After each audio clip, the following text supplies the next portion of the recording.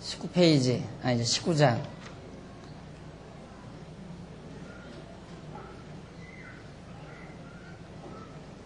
아, 19장부터는 이제 시내산 언약을 수립하는 내용인데, 거기 한 군데 좀 확인해 보십시다. 473페이지, 위에서부터 다섯째 줄 바꾼 데 보시면은, 창세기 37장에서 출애굽기 18장 내용은 지금까지 공부한 겁니다. 저 37장에서 18장까지. 그동안 창세기 공부 못하신, 그러니까 37장 이하 못하신 분도 여기 요약된 내용을 잠시 살펴볼 수 있습니다. 창세기 37장에서 출애굽기 18장 내용은 여호와께서 이스라엘 열조에게 세우신 언약대로 언약 자손을 번창케 하시는 섭리 내용이다. 언약 자손을 자손 번창이라는 언약을 하셨죠. 그 언약을 번창케 하신 하나님의 섭리 내용이었다. 그래서 언약 자손을 보호하시고 형통하게 하시며 그 자손들로 생육하고 번성하여 애굽에 도전하게 하셔서 그 자손들로 애굽에서 해방을 받아 승리하게 하시는 섭리 내용이라는 것이 분명하게 밝혀졌죠. 지금까지 우리가 공부한 대로. 이러한 섭리는 여호와 하나님께서 후일에, 그 당시로서, 지금 출애굽기 그 당시로부터 후일에 예수 그리스도의 씨로 거듭난 백성을,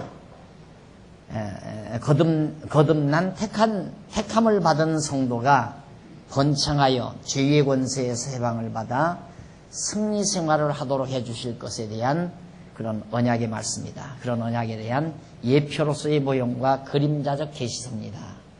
그러니까 이스라엘 백성들을 보호하고 또 생육하고 번성하도록 애굽에서 그렇게 해가지고 애굽을 도전하고 거기서 탈출을 하도록 하신 하나님의 섭리는 오늘 우리 택한 백성들이 계속 생육하고 번창해서 죄의 권세로 벗어나서 승리하며 살 수 있도록 하실 그리스도를 통해서 그것에 대한 예표적인 모형과 그림자적 계시서입니다 하는 얘기입니다. 그러니까 오늘 우리들은 바로 출애굽기 사건에 대한 실체 사건이에요. 출애굽기는 이스라엘 백성들의 육신의 혈통이 생육하고 번성하는 거지만 지금은 육신의 혈통이 아니라 그리스도의 씨로 예수의 백성들로, 하나님의 택한 백성들로 번창하게 하신다. 교회가 점점 세계만방에 세워지고 또 우리 강남노예도 전국 강토에 전국 방방곳곳에 세워져서 성도의 수가 자꾸 늘어나는 것은 하나님의 택한 백성들의 생육번식이란 말입니다. 그것에 대한 하나의 모형이었다. 지금 우리가 공부하는 것이. 그 모형적 사건을 통해서 앞으로 예수 그리스도의 씨로 거듭나고 중생할 자들이 태어난다는 사실을 계시해 준 것이다. 그 계시가 지금 우리의 현장 아니에요? 이루어진 거죠. 지금 현장, 실체적으로 이루어지는 내용입니다. 이렇게 여호와 하나님께서는 언약 자손을 번창하게 하시고 이어서 그들에게 시내산 언약을 수립해 주시는 섭리를 계속하십니다. 이제까지 하나님께서 이제 언약하고 생육하고 번창케 그렇게 해서 이제 대열을 정비하려니까 쭉 가야 되잖아요. 대열을 정비해서 가야 되는데 대열 정비하기 위해서는 우선 이제 아까 말씀드린 대로 마지막 대열을 정비해 놓고 이제 시내산으로 이끌어 가는 거예요. 시내산으로 이끌어 가서 시내산에서 이제 하나님께서 교육을 시키는 거죠. 그러니까 놀라운 것은 이드로를 모세에게 보내가지고 법도와 규례를 가르쳐라. 규례와 법도를 가르쳐라. 백성들에게. 그런데 당장 지금 시내산으로 인도해서 하나님께로부터 주시는 규례와 법도를 지금 가르치게 돼요. 하나님이 그렇게. 그러니까 하나님께서 이드로를 통해서 모세에게 미리 예언한 내용이라고 우리가 이렇게 이해해도 틀림이 없습니다. 자, 그러면 시내산 언약 수립이 출애굽기 19장에서부터 레위기까지예요. 자, 그럼 보세요. 자, 여기서 아브라함에게 이제 생육하라고 그랬죠. 자손을 언약했는데 그 후손들이 애굽에 내려와서 처음 내려올 때 70명 내려왔죠. 400여 년 전에 애굽으로 내려올 때 아브라함의 후손이 한 70여 명 내려왔어요. 여기 들어갔는데 400년 만에 1000만에 가까운 인구로 번창을 한 거예요. 그러니까 언약대로 아브라함에게 언약하신 대로 자손이 이루어졌잖아요. 자손이 번창했잖아요. 하나님의 언약대로. 그럼 번창한 자손들을 하나님께서 지금 가르치려고 하는 율례와 법도로, 계명으로, 율법으로 지금 백성들을 가르치기 위해서 일로로 지금 시내산으로 데려오는 겁니다. 자, 그것이 이제 출애굽기 19장에서부터 레위기까지다. 그러면 넘어가서 474페이지 위에서 여섯째 줄 가로 없는 1번 첫 번째 언약 수립.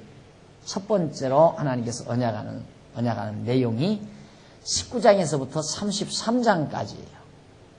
19장에서 33장은 여호와 하나님께서 모세를 불러서 첫 번째 시내산 언약을 수립하시는 섭리 내용입니다. 자, 여기가 시내산이거든요.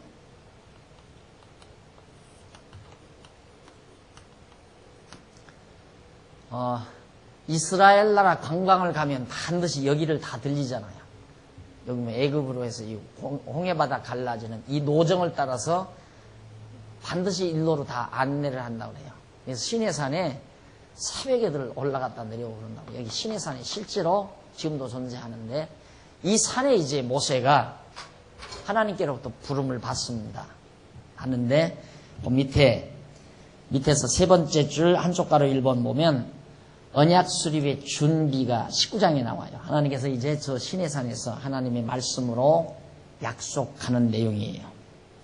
나오는데 475페이지 위에서 다섯째 줄 19장 1절로 2절에 보면 이스라엘 백성이 르비딤에서 떠나 시내 광야에 이른다. 지금 르비딤 오아시스라고 그랬죠? 거기서 떠나서 바로 이제 광야, 시내산이 있는 일로로 진행하게 됩니다. 이스라엘 자손이 애굽 땅에서 나올 때부터 제 3월, 그러니까 이제 애굽에서 나온 지가 이제 석 달이 지났어요. 석 달째. 왜 그러냐면 애굽에서 나올 때를 1월로 그들은 1월 달로 치는 거예요. 그러니까 이스라엘 유대인의 원력은 우리처럼 1월, 2월, 3월, 4월 그런 게 아니고 6월절이 행해지는 애굽에서 나오던 날을 매해 첫 달로 따지는 거예요. 그게 지금도 계속 전통적으로 지켜온다 이 말이죠. 그러니까 그런 것도 바로 출애굽 사건을 이스라엘 민족들이 기억하고 있는 거죠. 그러니까 지금도 유대인들은 여기 지금 현재 유대인들은 애굽에 대한 감정이 안 좋죠. 이건 자기들 조상을 400년 동안 혹사시킨 나쁜 민족이라고 합니다. 그러니까 이스라엘을 하나 놓고 남쪽에는 애굽을 비롯해서 이 인근의 모든 아랍 국가들이 전부 이스라엘을 미워하는 거예요. 지금도 현재도. 그러니까 실제 이 넓은 중동 지역이나 아프리카 북부 지역, 뭐 남부 지역이야 이제 이스라엘하고 별 관섭 없지만은 리비아라든가 애굽이라든가 에집트라든가 그다음에 사우디아라비아, 아랍 국가들, 중동 국가들 이 모든 국가들이 완전히 이스라엘 하나를 지금 왕따시키고 있는 현재 정책이 세계 정세가 왕따시키는데 이스라엘은 지금 미국이라는 힘을 얻고 있는 거예요. 그럼 미국은 왜 이스라엘을 무시하지 못하는가? 유대인들이 미국의 아주 중요 요소마다 은행계, 그다음 이제 뭐 과학, 모든 기술 분야, 정치 분야. 오죽하면 지난번 런닝메이트를 유대인으로 선택하잖아요. 떨어진 그 대통령 후보자가. 그만큼 유대인의 파워가 미국에서 막강하다 이 말이죠. 그렇게 막강하기 때문에 이 중동 국가를 다 버릴 망정 이스라엘을 택하는 거예요. 미국이. 그래서 쌍둥이 빌딩 물어난 거 아니에요.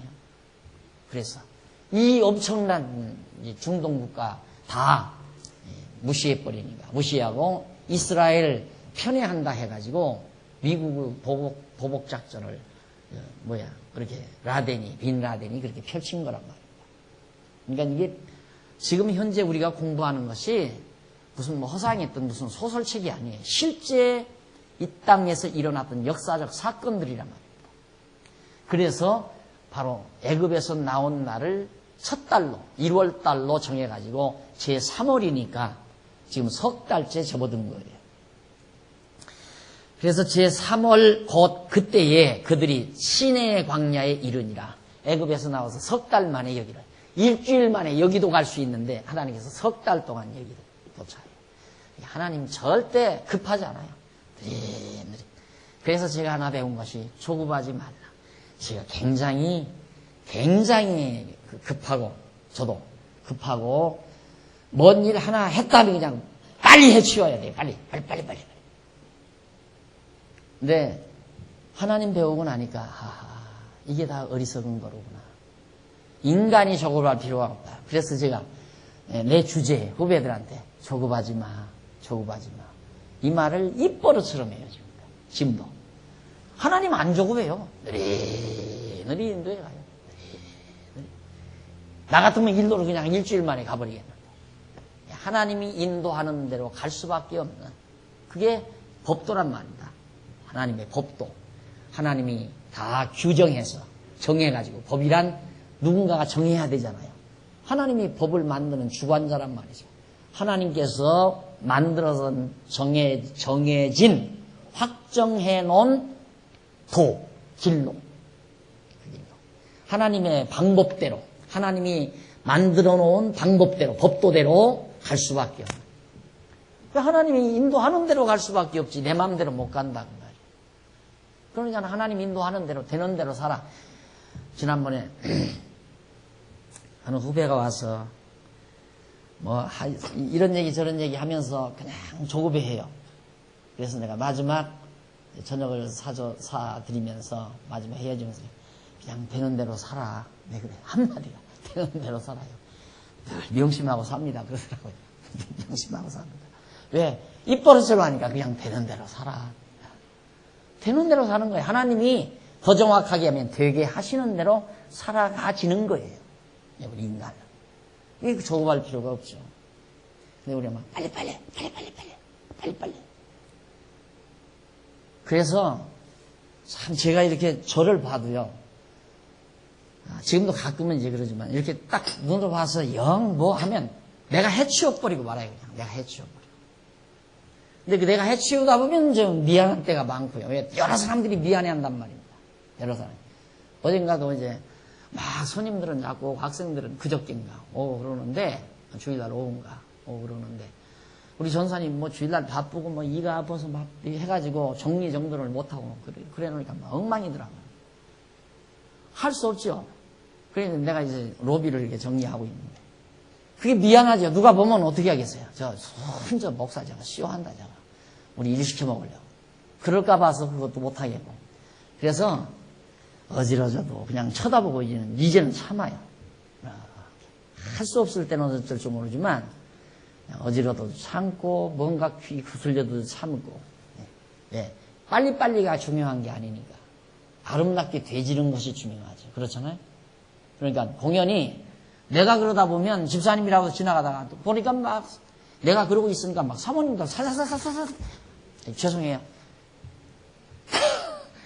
걔가 안 보기는 다 옆으로 다 보여요. 누구 지나가는 거예요. 좀 미안하죠, 제가. 그렇게 하라고는 아닌데. 그런데 미안하니까 와서 아유, 제가 하지요. 그러면 할 줄도 몰라. 그 기계 아무나 다루나요? 아무나 못 다루는 거 이거 다. 우리 교회에서 나하고 전도사님밖에는 못 다뤄요. 그럼 기계 이거. 청소기계. 근데 정말 조급하게 살 필요 없어요. 느긋하게. 하나님이 느긋하게 하죠. 그래 하나님 알면 조급해지지를 않죠. 돈 빨리 안 벌린다고 조급하고 일이 빨리 안 이루어진다고 조급하고 내 욕심대로 안 이루어진다고 조급하고 이 조급한 데서 자꾸 조급증이라는 것이 머리를 되게 미련하게 만듭니다. 이 두뇌 신경을 굉장히 파괴시켜요. 조급증이라고 하는 것이. 그래서 이 두뇌는 편안해야 돼요. 이 두뇌 신경이란 아주 편안해야 원활하게 발달을 해요. 두뇌 신경이. 그러니까 아이들 편안하게 해야 공부 잘한다니까. 아이들 자꾸 복가되면 공부 못해요. 머리가 나빠져요. 우선 당장 억지로 막 암기하고 그건 할지 모르지만 커가면서 바보가 돼요. 커가면서. 자꾸 커가면서 바보가 돼요. 이게 다 망가져가지고. 지구력이 없고. 이 유대인들 보세요. 유대인들이 왜 그렇게 머리가 좋으냐면 어려서부터 하나님 다 의지하니까 조급하지 않잖아요. 탁하게 생각해 보세요. 400년 종살이도 했고 이런 데도 40년 종살, 그건 유가 아니죠. 2000년 동안 나라 잃고 밖에 나가서 살아도 절대 좌절하지 않고 민족혼 잊지 않고 잃어버리지 않고 시오니즘, 하나님 여호와 잃지 않고 그들이 2000여 년 동안 이방 나라에, 다른 나라에 가서 완전히 나그네 생활한 거죠. 지금까지. 그래 결국 나라 회복해가지고. 그러니까 머리가 안 좋을 수가 없잖아요. 그렇게 오래 느긋하게 참고 견디는 그런 배짱 있는 마음, 든든한 마음, 아주 담대한 마음, 이런 것들이. 그것이 오늘의 유대인을 만들어낸 거. 하나님 여호와 의지하는 믿음에서 그런 거거든요. 조급해하고 두려워하고 겁내하고 이런 것들이 다 머리를 다 파괴시키고. 그래서 이제 바보를 만들게 되고 판단력을 흐리게 만들고. 그래서 하나님께서 이처럼 정말 석 달 동안 여기를 인도해서 시내산으로 안내해 놓습니다. 그래서 그 앞에서 산 앞에 장막을 치니라. 3절 모세가 하나님 앞에 올라가니 여호와께서 산에서 그를 불러 가라사대 너는 이같이 야곱 족속에게 이르고 이스라엘 자손에게 고하라. 지금 가르칠 것을 교재를 다 모세에게 지금 전달하는 거예요. 이렇게 백성들에게 가르쳐라. 나의 애굽 사람에게 어떻게 행하였음과 내가 어떻게 독수리 날개로 너희를 업어 내게로 인도하였음을 너희가 보았느니라. 지금까지 어떻게 여기를 너희들이 건져냈고 어떻게 업어서 여기까지 인도해 온 것을 너희가 눈으로 보았다. 그래서 교육은 보인다, 보여준다. 하나님의 교육 방법입니다. 보여준다.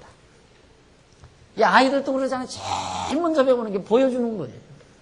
아빠가 사는 모습, 엄마가 사는 모습, 언니가 사는 모습 다 보고 배워요. 전부. 그러니까 애기들 나와서 노는 것 보면 이러고 다니는 것 보면 그 아버지 알 수 있어요. 이러고 다니는 볼펜 가지고 글 쓸 생각 안 하고 이러고 다닌다며 애기가. 왜? 보고 배워서.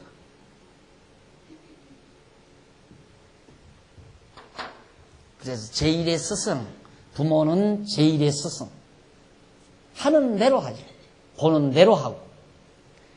하나님도 교육을 보여줘요. 먼저 보여주지 않았어. 자, 너희들이 보았다 이 말이에요.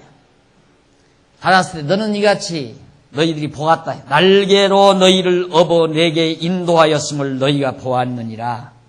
그러면서 5절 세계가 다 내게 속하였나니 너희가 내 말을 잘 듣고 내 언약을 지키면 너희는 열국 중에서 내 소유가 되겠고 너희가 내게 대하여 제사장 나라가 되며 거룩한 백성이 되리라.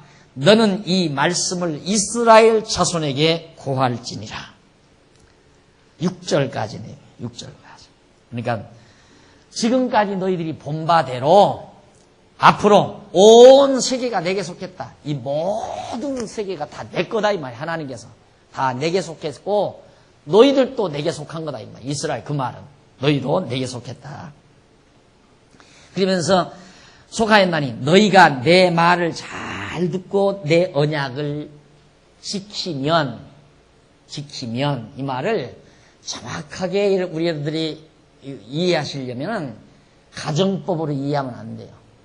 너희들이 지키면 이렇게 되고 안 지키면 저렇게 된다는 얘기가 아니라 하나님께서 이렇게 해왔으니까 앞으로 이제 내가 말하는 말을 너희들이 잘 지키고 행하게 되면 그렇게 행하게 되면 하나님께서 행하게 해서 그렇게 하겠다 그 말이에요. 지금 하나님의 계획을 발표하고 있는 거예요. 하나님이 이렇게 하겠다. 그래서 내가 늘 자꾸 성경에 만일이라는 말도 조심해야 되고 가정법이 들어간 이렇게 너희들이 하면 내가 이렇게 하겠다. 그 말은 전부 번역상 잘못된 거예요. 성경에 그렇게 나오는 거냐. 왜? 우리나라 언어에는 그런 감각이 없어요. 모두가 다 일반적인 언어는 항상 조건부예요. 네가 이렇게 하면 내가 이렇게 하마. 너 나한테 돈 10,000원 주면 내가 이 물건 너에게 주마. 우리는 계속 그런 수수관계에서 언어 개념을 정리하고 살잖아요. 그러니까 성경에 나오는 히브리어를 어떻게 번역할 수가 없는 거예요. 그러니까 그렇게 가정법으로 번역될 수밖에 없는 그런 안타까움이 언어학상으로 있습니다. 그러나 히브리 원문은 가정법이 아니에요. 이스라엘 백성들에게 주어진 모든 말씀은 그냥 일방적이에요. 일방적. 이 말은 주권적이란 말이죠. 주권적. 일방적, 주권적. 하나님이 이렇게 하겠다. 그 다음 선언적. 내가 이렇게 하겠다, 해주겠다. 이 말이 선언하는 거예요. 일방적으로, 주권적으로. 모든 단어가 그래요. 모든 동사가 다 그러고. 이게 가정법이란 없어요. 만일 너희가 이렇게 행하면 내가 이렇게 하겠다. 이런 가정법적 용어가 동사가 없다 이 말이에요. 그러니까 여기도 하나님께서 이제 그 말입니다. 세계가 다 내게 속하였나니 다 내게 속했기 때문에 너희가 내 말을 잘 듣고 내 언약을 지키면 너희는 열국 중에서 내 소유가 되겠고 이제 앞으로 내 소유를 모든 나라 백성 중에서 너희를 내 소유로 삼겠다 이 말이에요. 계획을 발표하는 거예요. 내 말을 잘 듣게 해서 너희를 내 소유로 삼겠다. 너희가 내게 대하여 제사장 나라가 되며 거룩한 백성이 되리라. 너는 이 말을 이스라엘 자손에게 가서 다 잘 고해주어라. 그 말이죠. 이것이 바로 3절로부터 6절까지 지금 계속되는 말씀입니다. 거기 한번 보십시다. 476페이지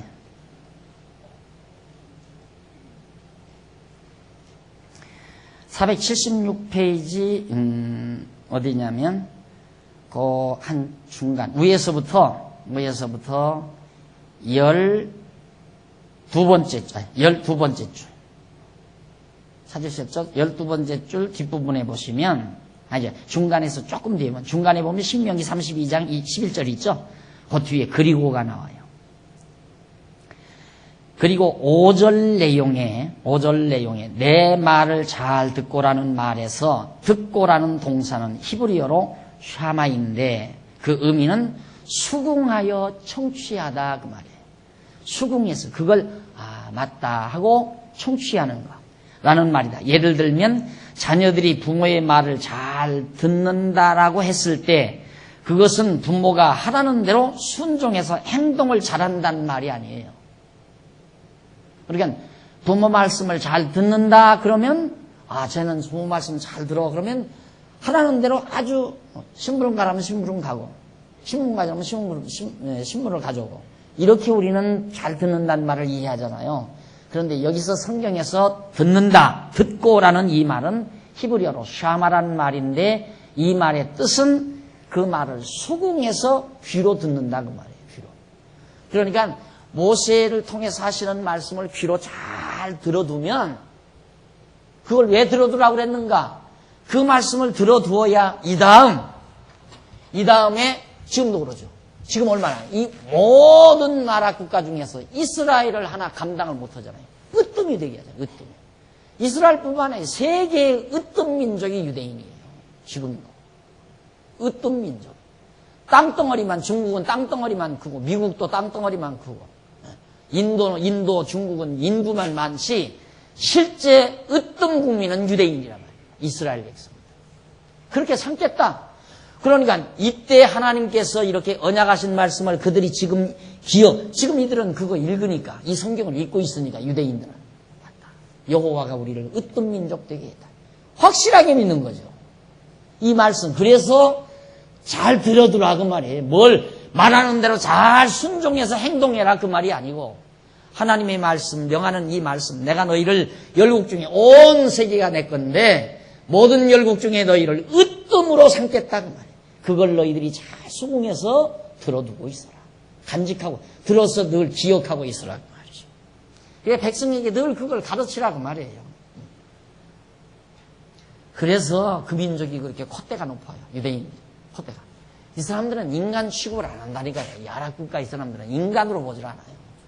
그러니까 여기서 자꾸 분쟁이 일어나는 이유가 그냥 철조망 밖으로 아이들이 돌아가면 그걸 짐승으로 보지 사람으로 안 봐요. 짐승으로 보지. 그러니까 그 예수님 당시도 그거 있잖아요. 예수님 당시도 이방 여자가 예수님께 찾아와서 하는 말이 자기를 나는 짐승 취급을 받는 여자다 이거죠. 나에게 먹을 걸 달라고 했을 때, 뭘 요구했을 때, 그러니까 예수님에게 자기 사정을 나누면서 이루어달라고 했을 때 예수님께서 나는 이방인에게로 보냄을 받은 게 아니라 유대인, 이스라엘 택한 백성에게 보냄을 받았다. 그러니까 그 여자가 하는 말이 개도 주인의 상에서 떨어지는 부스러기를 먹습니다. 그 말은 개를 자기로 생각하는 거예요. 아무리 내가 이방 여자, 개 같은 여자지만은 주인의 상에서 떨어지는 것을 먹고 사는 거에 개 아닙니까? 그러니까 나도 유대인들, 하나님의 택한 백성인 유대인들이 먹고 버린 것을 나도 먹을 수 있다 이 말이죠. 그러니까 당신 지금 유대인들이 당신 영접하지 않습니까? 영접하지 않지 않습니까? 지금 예수님을 유대인들은 영접하지 않는다 이 말이에요. 버렸다 그 말이에요. 그러니까 내가 받아들이겠습니다 그 말이에요. 그러니까 내 믿음이 크도다. 예수님이 당장 그러면서 내가 당장 복음이 전해지는 곳마다 네 말을 하겠다. 내에서 전하게 됩니다. 바로 그 말이에요. 그러니까 이방인이 개취급을 받는. 지금도 개취급을 하는 거예요. 그냥 짐승 돌아다니는 줄 알고 총으로 그냥 쏴 죽여요. 그리고 죽이고 나면 열받으니까 또 막 와 하고 달겨들고 몰려들어가 전쟁하다가 또 패배하고 물러나고 감당을 못하지. 그러니까 저들이 저렇게 강한 민족이 되진 이유는 이 이런 언약 말씀. 온 세계는 내 거다. 너희들이 내 말을 잘 듣고 그걸 수긍해서 받아들여라. 그 말입니다. 그래서 절대 여기서 내 말을 잘 들으라는 말은 무슨 하라는 대로 잘 행동을 해라 그런 말이 아니죠. 그런데 학생들이 선생님 강의를 잘 듣는다고 했을 때는 잘 청취한다는 뜻으로 이해를 합니다. 그러니까 너희가 내 말을 잘 듣고라는 말은 이스라엘 자손이 여호와의 말씀을 순종해서 행동한다는 의미가 아니라 수긍해서 듣는다, 청취한다라는 그런 뜻을 가지고 있다. 그리고 그 밑에 줄 바꾼데 아까 설명한 거예요. 언약을 지키면이라는 말에서 지키다의 동사는 행하다라는 동사와 혼돈하지 말아야 한다. 여기서 지키다라는 동사는 히브리어로 샤마르인데 그 의미는 울타리 치다. 울타리를 치다. 그렇게 보호하라. 잊어버리지 않게 잘 간직하라. 간수하라 이 말이죠. 그러니까 이스라엘 백성들이 그거 잊어버렸으면 잘 울타리 쳐서 울타리를 치는 건 보호하는 거 아니에요? 보호하지 않았으면 다 잊어버리면 여기서 지금 나 잘났다고 하나님 잊어버리고 저가 잘났다고 난리 치겠죠. 그러나 잊어버리지 않고 그걸 울타리 치라고 한 대로 울타리를 쳐놓으니까 항상 그 말씀을 유대인들이 지금도 기억하고 있다. 이 유대인들은 하나 잘못된 것이 뭐냐면 예수를 이단자로 보는 거 그것만 다른 거예요. 그러니까 아주 그들에게 복음 전하기가 쉽죠. 우리 복음만 들어가면 확 하는 거죠. 우리 복음만 들어가면. 그러니까 우리 복음이랑 같나? 우리가 지금 전하는 내용은 예수가 그리스도다. 이단이 아니다. 선지자가 이렇게 말한 것, 또한 다윗이 말한 것, 솔로몬이 말한 것, 모세가 말한 이대로 되지 않았느냐.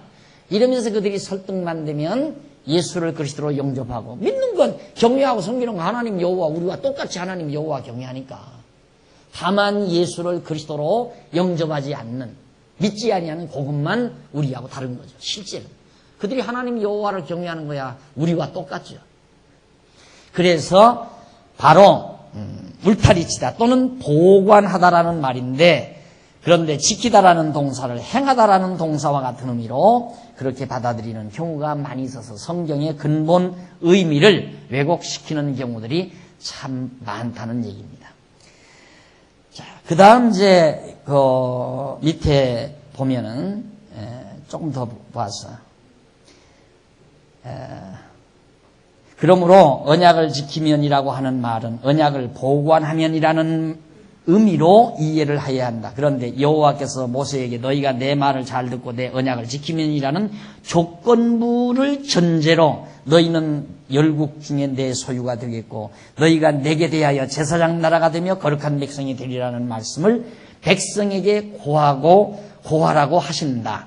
내 소유라는 말은 천하 모든 것이 여호와의 소유이지만 이스라엘 백성은 특별히 귀중한 소유라는 말이다. 그리고 제사장 나라라는 말은 모든 나라들 가운데 여호와를 섬기는 나라를 말하는 것이고, 그리고 거룩한 백성이라는 말은 특별히 구별된 백성이라는 말이다.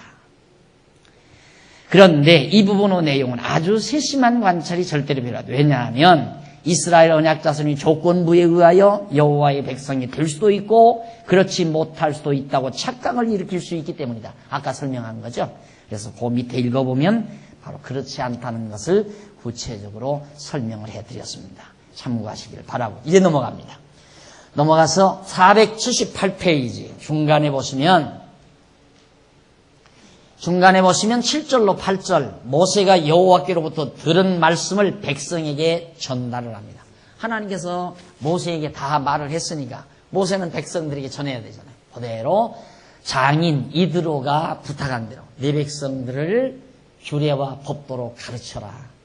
가르치면 백성들이 마땅히 행할 길과 할 일을 알아서 행하게 된다. 그걸 그대로 하나님께서 지금 이루도록 섭리해 가는 거예요. 그러니까 사실 모세에게 누구를 보냈느냐. 하나님께서 이드로를 하나의 선지자격으로 보낸 거나 다름이 없어요. 장인 이드로를 가서 모세에게 이렇게 권면하도록. 권면해 놓고 모세로 하여금 그렇게 하도록. 자, 7절. 모세가 와서 백성의 장로들을 불러 여호와께서 자기에게 명하신 그 모든 말씀을 그 앞에 진술하니 백성이 일제히 응답하여 가로되 여호와의 명하신 대로 우리가 다 행하리이다.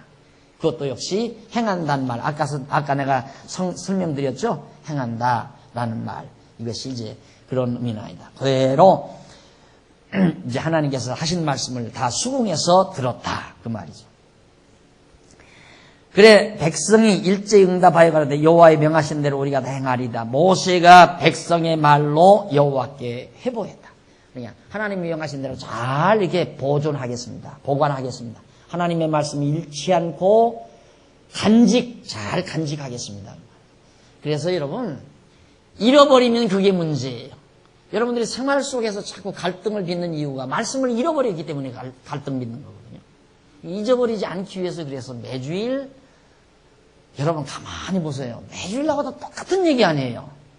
매주일 나와서 박 목사 말 들어보면 똑같은 얘기야. 물론 내용의 어떤 그 구체적인 내용 자체는 좀 달라도 결론적인 그 사상 속에 흐르는 맥은 다 똑같은 얘기예요. 그런데도 왜 자꾸 들어요?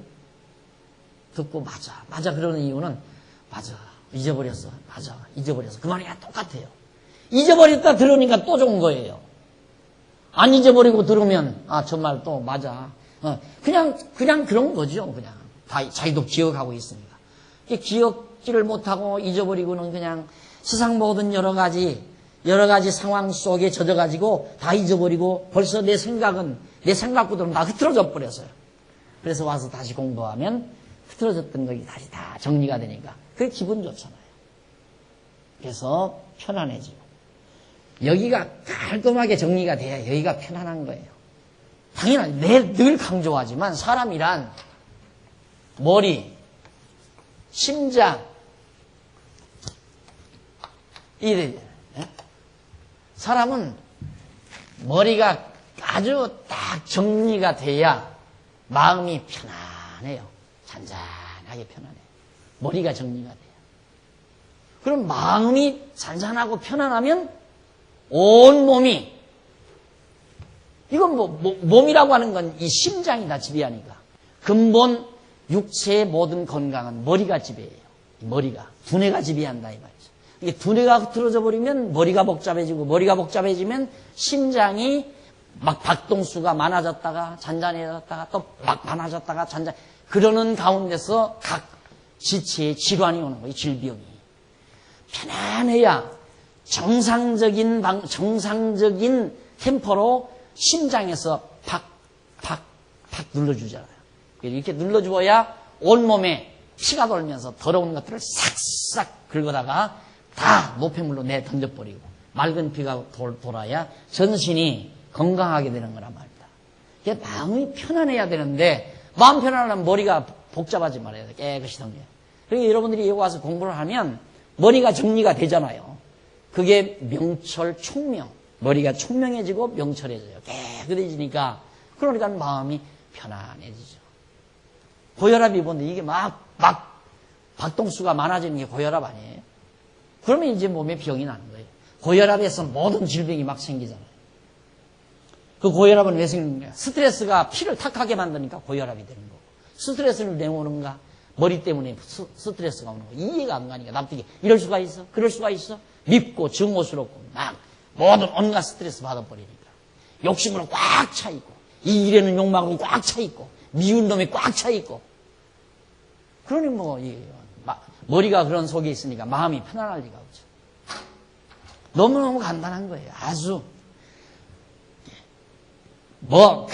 저런 원리를 제외해놓고 별아별지대야 필요 없어요. 안 돼요.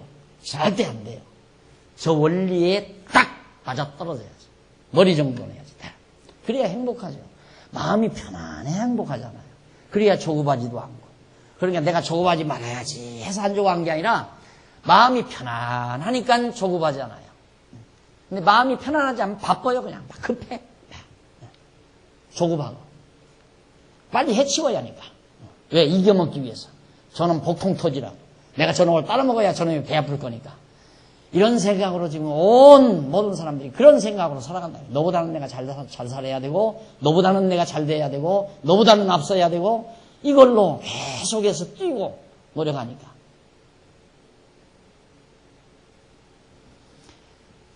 이래서 결국 하나님께서 정말 우리로 하여금 그걸 잘 보관하게 하라는 대로 우리가 보관을 하겠습니다. 행하리이다. 그 말이 행한다는 말이 보관하라는 대로 잘 잊지 않고 보관하겠습니다. 나는 그런 말씀을 이제 백성들이 해가면서 19장 9절로 15절에 보면 여호와께서 백성을 성결하게 하고 3일 기다리게 하십니다. 여호와께서 모세에게 이르시되 내가 빽빽한 구름 가운데서 내게 임함은 내게 일함 가만히 있어요. 9절 19장 9절 여호와께서 모세에게 이르시되 내가 빽빽한 구름 가운데서 내게 임함은 임함입니다. 임함은 내가 너와 말하는 것을 백성으로 듣게 하며 또한 너를 영영이 믿게 하려 함이라 그러죠. 자, 빽빽한 가운데 내게 임함은 왜 빽빽한 구름 가운데 나타나셔서 말씀을 하시는가? 이 시내산인데 이게 시내산인데 막 구름이 이렇게 막 빽빽한 구름인데 이 속에서 막 음성이 들려온다 이 말이에요. 음성이. 왜 이렇게 하나님이 했는가? 듣게 하고 믿게 하려고. 그러니까 듣는 것도 아무나 못 들어요. 듣게 해야 믿어요. 하나님이 듣게 하고 그 다음 들어서 믿게 하고 그러려고 내가 그렇게 빽빽한 구름 가운데 나타났다. 영영이 믿게 하리 함이라. 듣게 하며 또한 너를 영영이 믿게 하리 함이라. 모세가 백성의 말로 여호와께 고하였으므로 여호와께서 모세에게 이르시되 너는 백성에게로 가서 오늘과 내일 그들을 성결케 하며 그들로 옷을 빨고 예비하여 제3일을 기다리게 하라. 이는 제3일에 나 여호와가 온 백성의 목전에 시내산에 강림할 것이니 너희는 백성을 위하여 사면으로 지경을 정하고 이르기를 너희는 삼가 산에 오르거나 그 지경을 범하지 말지니 산을 범하는 자는 정령 죽임을 당할 것이라. 12절까지죠. 그러니까 하나님께서 이 신의 산을 이렇게 정해놓고 여기 나타나실 거예요. 3일 후에 다시 이제 이 구름 속에서 이제 말씀을 하실 거예요. 백성들은 산 밑에 이렇게 딱 한계를 그어놓고 절대 올라오지 못하게 해라. 올라오면 죽으니까 하나님 이 실체가 나타난 것도 아닌데도 죽으니까 그래서 모세만 하나님께서 특별하게 불러서 시내산에 올라오도록 하는 거예요. 이유는 모세로 하여금 통치력을 발휘하도록, 백성들로 하여금 모세를 따르도록 하게 하시려는 거죠. 뽑아 올리는 거예요. 그러니까 절대 하나님 안에서는 스스로 높아지려고는 바보 천치예요. 스스로 높아지려. 자기가 높아지려고 해서는 그건 바보가 하는 짓이란 말이에요. 하나님이 높여줘야지. 하나님이 지금 모세 높여주는 거예요. 안 그러면 앞으로 이제 겨우 석 달 왔지만 하나님께서는 지금 한 40년 동안 이스라엘 백성들을, 천만 이스라엘을 다스리게 하시려는 계획이 있거든요. 그런데 백성들이 모세의 말을 잘 들어야 되잖아요. 안 듣고 만약에 가다가 모세 내 놈 때문에 우리가 여기 와서 고생스럽다 하고 때려 죽이면 어떻게 해요? 그러니까 하나님께서 이런 방법을 써서 모세를 높이시는 겁니다. 다른 사람은 여기 얻어 걸리면 죽는데 모세는 여기까지 올라가도 안 죽고 살아온다 이 말이에요. 와, 하나님의 종이다. 이렇게 해서 모세로 하여금 영도력을 발휘하도록 하나님께서 하시는 놀라운 섭리가 이 배후에는 깔려 있어요. 하나님이 높여줘야 돼요. 하나님. 높일 자 높이고 낮출 자 낮추고. 스스로 자기가 높아지려면 봉변만 당하고 마는 거죠. 봉변만 당하고. 근데 높아지려고 할 건 뭐 있어요? 높아지려고 할 것도 없고 그냥 하나님이 날 쓰시는 대로 그냥 쓰임 받으면 되는 거예요. 높이 쓰시면 높이 쓰고 천하게 쓰면 천하게 쓰고 쓰임 받고. 하나님이 나를 천하게 쓰셔도 좋고 귀하게 쓰셔도 좋고 하나님 나라에는 천한 그릇도 있고 귀 쓰는 그릇도 있고 각각 하나님이 필요한 대로 쓰시는 것이니까. 그래서 하나님께서 모세를 이제 불러놓기 위해서 백성들은 다 정결케 하고 목욕도 하고 깨끗이 옷도 빨아입고 단단히 준비하고 이제 3일을 기다리게 하라 저기서. 3일 동안 야 하나님이 나타나시나 안 나타나시나 하나님의 음성이 들리나 안 들리나 기다리게 만드는 거죠. 그래가지고 이제 모세를 불러올리는 겁니다. 불러올려서 이제 하나님께서 모세에게 명령하시는 말씀이 나오는데 13절 보십시다. 13절 손을 그에게 댐이 없이 그런 자는 돌에 맞아 죽임을 당하거나, 다시 말해서 뭐냐면 만약에 산에 올라버리면 모세를 따라서 그냥 다 산에 올라와 버린다? 그러면 돌에 맞아 죽거나 죽는다 이 말이죠. 당하라. 살에 쇠여 어떤 벌들의 살에 쇠여 죽임을 당하리니 짐승이나 사람을 물어나고 살지 못하리라. 나팔을 길게 불거든 산 앞에 이를 것이니라 하라. 모세가 산에서 내려 백성에게 이르러 백성으로 성결케 하니 그들이 자기 옷을 빨더라. 모세가 백성에게 이르되 예비하여 제3일을 기다리고 여인을 가까이 말라 하니라. 아직 3일 동안은 절대 분방도 하고 정결한 마음으로 옷을 빨고, 이것은 거룩의 한 상징이죠. 거룩함의 한 상징. 그래서 불결한 것을 피하고 그렇게 해서 정말 하나님의 말씀을 들을 준비를 서두르도록 모세에게 명령을 해서 모세가 그 명령을 가지고 백성들에게 내려갔습니다. 그 다음 넘어가 480페이지 19장 16절로 25절에 보면 여호와께서 시내산 꼭대기에 강림해서 모세에게 나타나십니다. 제3일 아침에 16절 제3일 아침에 우레와 번개와 빽빽한 구름이 산 위에 있고 나팔 소리가 심히 크니 진중 모든 백성이 다 떨더라. 거기 보면 16절에 분명하게 제3일 아침에 우레와 번개와 빽빽한 구름이 산 위에 있다. 그럼 우레, 번개, 빽빽한 구름이 뭔가? 구름이죠? 그 다음 우레, 번개, 우레 소리, 큰 막 우레 소리, 이런 소리. 이게 뭔가? 하나님은 형상이 없잖아요. 그것도 결국 하나님께서 보여서 가르쳐줘요. 보여주려니까 이걸 표적이라고 그래요. 표적. 뭐에 대한 표적? 하나님이 구름이나 우레나 번개가 하나님은 아니에요. 그러나 하나님이 임재하셨다는 것을 보여주는 하나의 표적적 사건이라 이 말이죠. 이 구름이 하나님은 아니에요. 그러니까 갑자기 막 빽빽한 구름이 있고 번개가 치고 거기에서 막 우레소리가 나고, 야, 하나님이 임하셨구나. 하나님이 형상이 없으니까 보여줄 수가 없잖아요. 보여줄 수가 없는 하나님을 보이는 방법이 표적이라고 한다. 그걸 표적이라고. 그래서 이런 표적들을 통해서 지금 이스라엘 백성들에게 하나님이 임하셨음을 알게 해줬습니다. 그리고 나서 이제 17절, 모세가 하나님을 맞으려고 백성을 거느리고 진에서 나오매 그들이 산 기슭에 섰더니 시내산 연기가 자욱하니 여호와께서 불 가운데서 거기 강림하심이라. 그 연기가 옹기점 연기같이 떠오르고 온 산이 크게 진동하며 나팔 소리가 점점 커질 때에 모세가 말한즉 하나님이 음성으로 대답하시니라. 여호와께서 시내산 곧 그 꼭대기에 강림하시고 그리로 모세를 부르시니 모세가 올라가매 여호와께서 모세에게 이르시되 내려가서 백성을 신칙하라. 백성이 돌파하고 나 여호와께로 와서 보려고 하다가 많이 죽을까 하노라. 갑자기 그러니까 하나님 좀 보자 하고 백성들이 올라왔다가는 다 죽으니까 모세들로 내려가서 절대 오면 죽는다, 올라오지 못하도록 잘 가서 말리고 오너라 이 말이죠.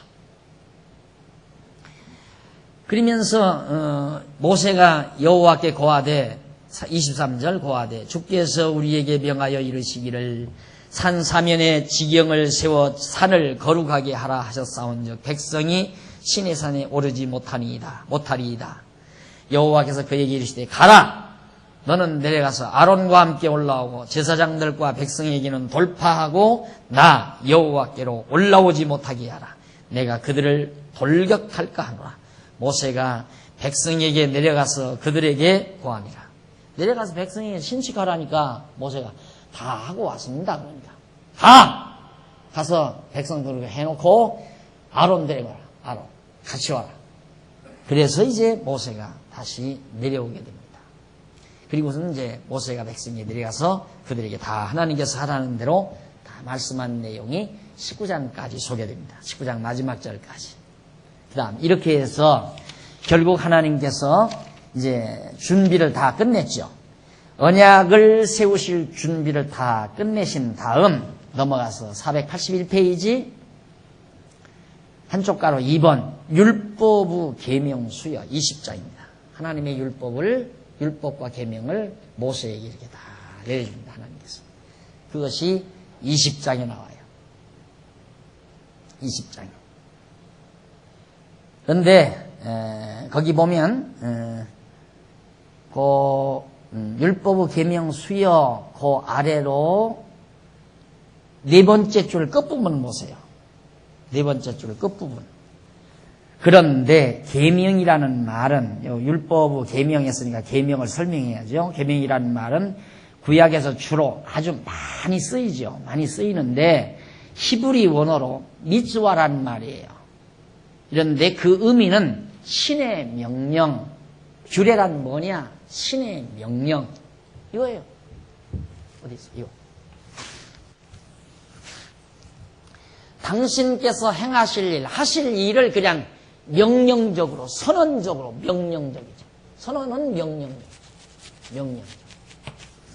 하나님께서 당신이 내가 너희들에게 이렇게 하겠다! 라는 그런 선언적이고 명령적인 내용을 규례라고 그래요. 계명. 규례도 비슷한 얘기입니다. 그러니까 하나님께서 이미 이스라엘 백성들을 어떻게 벌써 하나님이 다 계획해 놨잖아요. 이렇게 해서 인도로 가도록, 이 가나안 땅으로, 언약된 땅으로 가도록 다 하나님께서 작정해 놓으시고 작정된 사실을 백성들에게 이제 어떻게 하겠다라고 선언하는 거죠. 왜 그렇게 선언하는가? 간단하잖아요. 그렇게 말씀을 해야 말씀대로 되면 하나님 여호와 살아계시구나. 그걸 알게 하려는 아주 간단해요. 그런데 자꾸만 이 율법이나 계명을 율법 계명 이 목적을 어디다 두느냐면 이건 하나님 알게 아니면 인간의 도덕적 생활 인간으로 하여금 아주 착하고 거룩하게 살도록 이 두 가지 부분으로 우리는 정리할 수 있어요. 하나님께서 율법과 계명을 왜 줬느냐? 어떤 사람은 우리들대로 착하게 살으라고, 도둑질하지 말라, 살인하지 말라, 간음하지 말라, 이런 것들이 다 우리 인간으로 하여금 착하게 살라고 그렇게 명령한 거다, 이렇게 보는 견해가 있고, 그런데 그렇게 다 보죠. 대부분 다, 모두가 다 그렇게 봐요. 이것은 뭐가 보는가? 인본주의 바탕에 둔 견해예요. 그러나 우리는 그게 아니에요. 하나님을 알게 하려고. 이건 바로 신본주의죠. 신본주의 바탕에서 이해하는 말이에요. 그러니까 율법과 계명을 전부 다 도덕적인 방법으로 보는 건 인본주의 바탕에서 보는. 그래서 교회마다 가면 여러분 착하게 사십시오, 죄 지면 안 됩니다, 그럼 나는 죄 져도 됩니다, 착하게 살지 마십시오, 그 말은 아니에요. 성경이 바로 율법과 계명이라는 것은 바로 하나님 당신을 깨달아 알게 하기 위한 거다. 그럼 가다가 누가 살인을 했다, 사람을 죽였는데 그 사람 죽였다, 그 사람이 살인한 자가 하나님의 계명대로 죽였다. 와, 진짜 하나님 살아계시구나. 그걸 깨닫게 하려는 거예요, 당신. 그게 목적이라고 말이에요. 그러니까 절대 성경에 나오는 율법과 계명은 인간들의 기준으로 만든 도덕이 아니다. 도덕적 차원에서 이해될 성질의 것이 절대 아니다. 아주 성질이 달라도 전혀 달라요. 도덕은 인간의 사고에서 만들어진 거고, 율법과 계명은 하나님의 작정 속에서 만들어진 거고 전혀 다르잖아요. 도덕은 인간이 만든 거예요. 그러니까 도덕 기준이 다 나라마다 다르잖아요. 서구에서의 도덕 기준과 동양 사람들의 도덕 기준과 대한민국 사람의 도덕 기준과 일본 사람의 도덕 기준과 사우디 사람들의 도덕 기준이 다 다르다 이 말이에요. 그걸 어떻게 설명해요? 인간들이 만드니까 그게 다 다를 수밖에 없죠. 한국 사람의 도덕은 한국 사람이 만들었으니까 한국 사람의 감정에 맞는 거고, 사우디 사람은 사우디 사람들이 만들었으니까 그들의 도덕은 우리하고는 영 엉망이고 전혀 다르죠. 그러니까 놀랍잖아요. 여행 다니는 이유가 뭐예요? 신기한 것 보니까, 야, 저렇게도 산다, 이런 거 재밌으니까 그거 보러 다니는 거 아니에요. 여행이라는 거예요. 달라요. 도덕 아니에요. 율법과 계명은. 성경이 말하는 율법과 계명과 윤리, 규례 이런 것들이 절대 도덕적으로 풀려져서는 절대 안 되는 말이에요. 그런데 전부 이걸 도덕과 이퀄시켜서 계속 목사는 강단에 서서, 여러분 정직하게 서서야 됩니다. 우리는 정의사회를 구현해야 됩니다. 이렇게 부정과 부패가 있는 나라는 우리가 앞장서서 척결해야 됩니다. 아주 대단한 사회 무슨 사회운동가나 된 것처럼 열변을 토해내는, 그건 기독교가 할 일이 아니에요. 기독교 성경이 말하는 게 아니다. 계명과 윤례, 율법, 이거 다 하나님께서 작정하셔서 정하신 뜻대로 당신을 깨닫게 하기 위한 방법. 벌써 십계명 설명 다 했어요, 지금. 따지고. 자, 이래서 다음 시간, 이제 우리 서론 들었으니까 다음 시간 그 유명한 십계명. 여러분들이 십계명 때문에 얼마나 고달프고 힘겨운 세상을 살았습니까? 신앙생활. 다음 시간은 우리 십계명 공부하도록 하고, 오늘 강의 여기서 마치도록 합니다. 기도하십시다. 전능하신 하나님 아버지, 은혜와 사랑을 진심으로 감사드립니다. 오늘 또 우리들에게 이 아름다운 시간을 주시고 한적한 시간을 주셔서 조용히 앉아 하나님의 말씀을 함께 정말 상고하면서 하나님의 깊으신 뜻을 저희들이 헤아려 볼 수 있게 하심을 진심으로 감사드립니다. 이 말씀을 통해서 우리는 마음의 평강과 기쁨을 얻습니다. 바로 진리의 자유함을 누리게 됩니다. 전능하신 하나님 아버지여, 좀 더 우리로 하여금 진리를 사랑하는 열정을 담아주시고, 진리를 깨닫기에 부족하면 지혜와 총명과 명철을 갑자리나 더하시옵소서. 이제 돌아가는 발길입니다. 다시 만날 때까지 지켜주시고, 저희들 선한 일에 동참해 싸우니 드려진 아름다운 연보는 소중하게 진리를 수호하고 전파하는 일에 쓰여져서 열매를 통하여 하나님께 영광 돌려지게 하시옵소서. 예수님 이름으로 기도드립니다. 아멘.